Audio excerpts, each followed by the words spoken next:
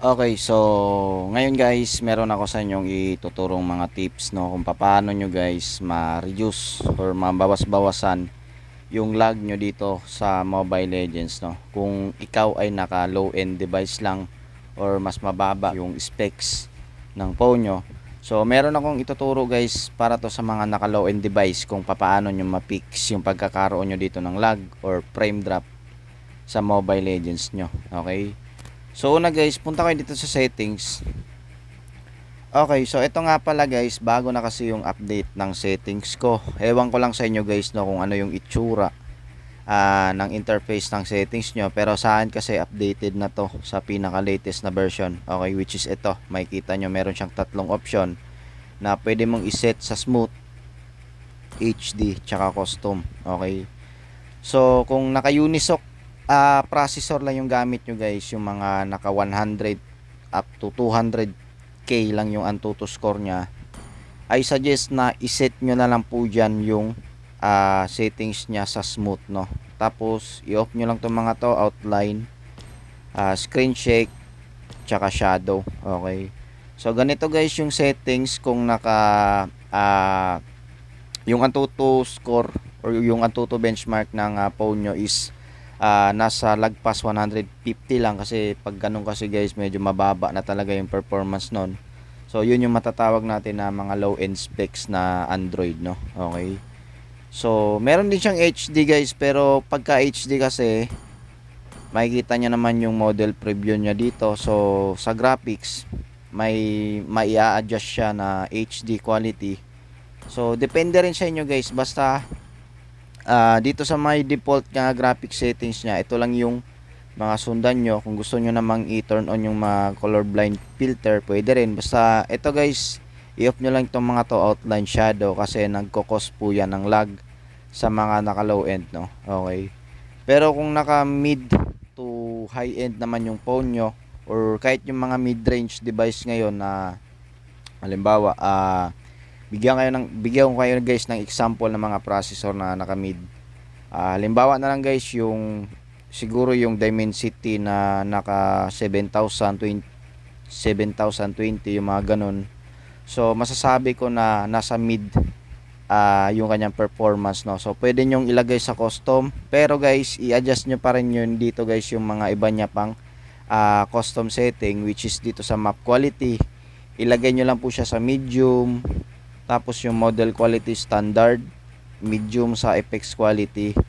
Tapos dito sa high frame rate guys, kung yung phone nyo na naka mid range performance is supported na po sa 90 to 120 Hz, pwede nyo na guys iset siguro sa super no. Kung meron mang naka unlock naman siguro yung super, siguro sa mga naka 90 kung meron man guys pero kapag wala, hanggang high lang, dito nyo lang po siya ilagay no. Okay, so ngayon naman dito sa resolution, sa mga naka low end device, low power na siguro no. Pero kung mid to high end yung device na ginagamit nyo, pwede nyong ilagay sa standard or HD kung gusto nyo malinaw. Pero kapag sa tingin nyo nagpe-frame drop siya sa HD, ilagay nyo lang siguro sa standard. Tapos ganun pa rin yung settings natin dito sa my default.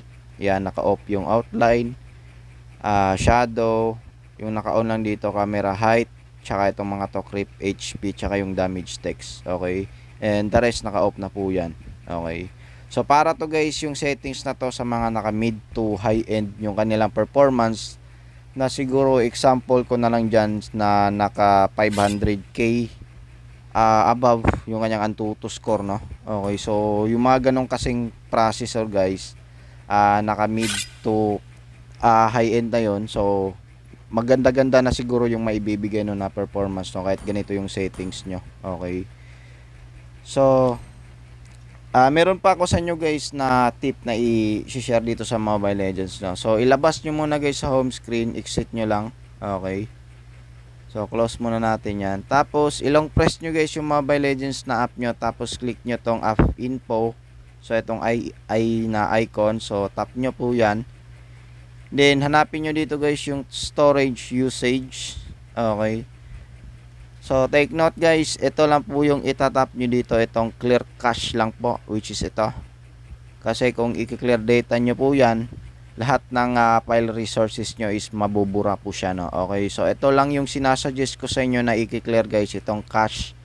Kasi ito kasi yung parang junk or yung mga existing na parang basura sa app. So kailangan nyo lang tong i-clear, no? Kasi ito guys, nakakatulong din po siya para mabawasan yung mga pagkakaroon nyo ng frame drop and yung tinatawag na ayun nga, yung FPS drop, no? Okay. So, meron pa ko sa inyo guys na isang advice. So, make sure guys na i-turn off nyo po yung developer option nyo kung naka-enable sa inyo yan. Okay, so make sure nyo lang guys, hanapin nyo po sa settings nyo. Kung di nyo mahanap dito sa pinakababa, hanapin nyo sa accessibility. Kasi itong developer option guys, nagko-cause po to ng heating issue sa ating phone, which is umiinit na yung phone natin na hindi natin guys namamalayan naka-turn on pala itong developer option. Okay, lalo na kung siguro kung naka-low end ka lang, so wag nyo po itong ito-turn on guys kapag naglalaro kayo ng mga online games, no, like Mobile Legends, kasi nagko-cause po yan ng heating problem sa phone nyo. Okay, so turn off nyo guys, make sure na naka-turn off yan. Then sa mga gumagamit naman ng RAM cleaner or yung booster, so meron din ako sa inyo guys na maire-recommend itong RAM CALC or RAM Calc. Okay, so itong app na to guys, maliit lang po siya, pero maganda to kapag niraran nyo po to every day sa phone nyo, kasi ito nakakapag-pass mo to ng RAM and at the same time nililinis niya po yung RAM usage ng phone nyo. So ang gawin nyo lang dito guys, itatap nyo lang po siya. Eto, makikita nyo, tap to setup.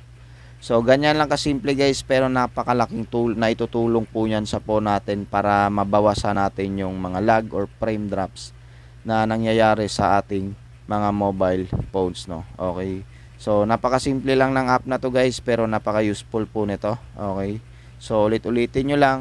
So meron din siyang option dito sa taas, may gilid. I-tap nyo po yan kung gusto nyo ng hyper calculate and adjust parameters. So pwede nyo i-adjust yung mga yan. Okay, so ganun lang guys, no?